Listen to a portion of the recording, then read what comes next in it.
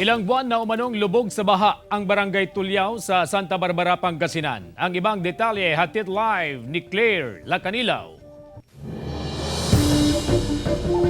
Claire! CJ Mayo nang simulan ng National Irrigation Administration ang kanilang proyekto sa Barangay Tulyao, ngunit naantal ang kanilang operasyon dahil sa pandemya.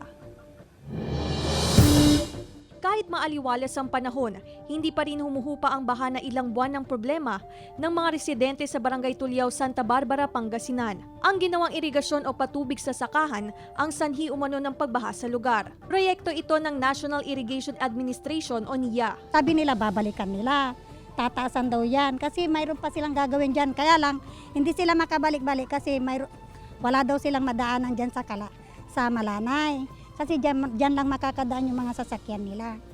Kaya hinihintay lang namin na balikan ito. Ito sabi nila tatambakan itong gilid ng irigasyon. Hanggang ngayon, iniwanan na. Wala na silang mga equipment.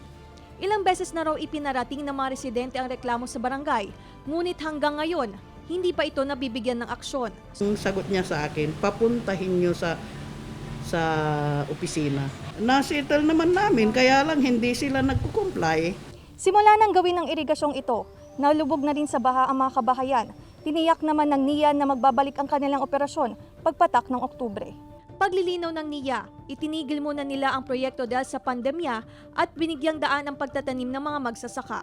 Actually, kasama talaga yan na maayos yan. No? Unfortunately nga lang, ito ang nangyari sa pandemic, almost 2 to 3 months tayong hindi nakagalaw. So hindi natapos yan. No? Pero definitely, tatapusin yan before December. CJ, tiniyak ng NIA na matatapos ang kanilang ginagawang irigasyon sa buwan ng Disyembre. CJ? Maraming salamat, Claire Lacanilaw.